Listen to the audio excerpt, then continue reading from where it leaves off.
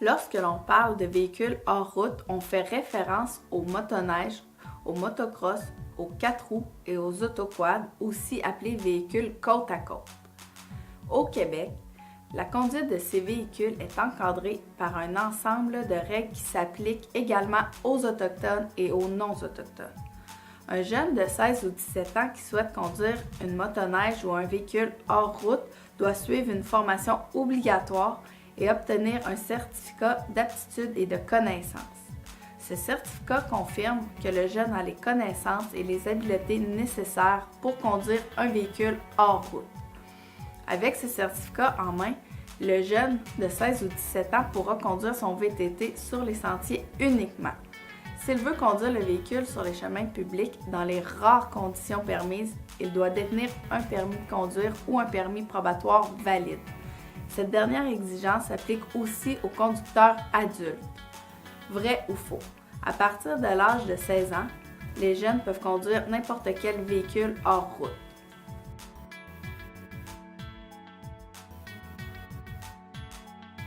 Faux. Pour conduire un autoquad, le conducteur doit être âgé de 18 ans. Les mineurs ne peuvent pas conduire ce type de véhicule. La loi prévoit plusieurs règles de sécurité obligatoires. Ces règles touchent différents aspects de la conduite de ces véhicules. Selon la loi, le conducteur et les personnes à bord d'un véhicule hors route doivent porter des chaussures, un casque qui répond aux normes, des lunettes de sécurité si son casque n'est pas muni d'une visière. Règle générale. Un véhicule hors route, comme les autres types de véhicules, doit être immatriculé. Il faut donc plaquer sa motoneige, son 4 roues ou son motocross, même si ce véhicule n'ira jamais sur une route pavée. Vrai ou faux? Un policier peut vous demander d'ôter votre casque pour lui permettre de l'examiner.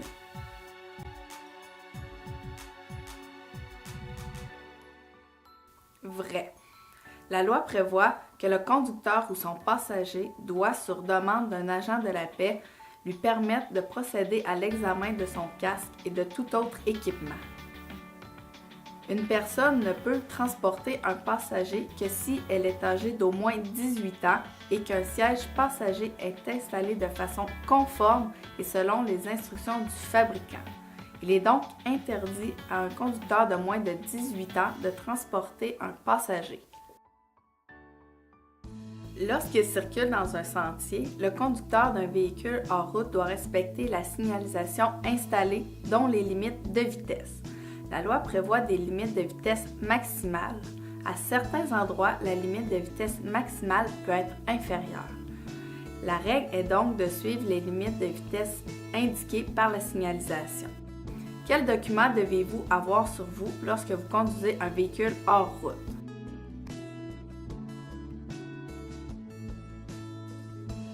Le conducteur d'un véhicule hors route doit avoir avec lui le certificat d'immatriculation du véhicule, l'attestation d'assurance de responsabilité civile, un document attestant son âge et, le cas échéant, un certificat d'aptitude. La conduite avec les facultés affaiblies ou la consommation d'alcool à bord d'un véhicule hors route est une infraction criminelle et implique les mêmes sanctions que pour n'importe quel autre conducteur. Un conducteur qui ne respecte pas les différentes règles de sécurité prévues par le Code de la sécurité routière, la loi sur les véhicules hors route et ses règlements s'expose à des amendes. Il est interdit de circuler sur les chemins publics sauf pour traverser la route aux endroits indiqués ou pour rejoindre une station-service située à moins d'1 kilomètre. Dans tous les cas, il est interdit de circuler là où la signalisation l'interdit. La loi prévoit que tout propriétaire d'un véhicule hors route doit détenir une responsabilité civile d'au moins 500 000 $. Cette assurance protège sa responsabilité s'il cause des dommages matériels et ou des blessures lors de sa conduite d'un VTT. À la différence des automobiles, les victimes d'un accident de VTT n'ont pas le droit d'être indemnisées par la Société de l'assurance automobile du Québec. Elles peuvent donc poursuivre le conducteur fautif qui a causé l'accident pour être dédommagé.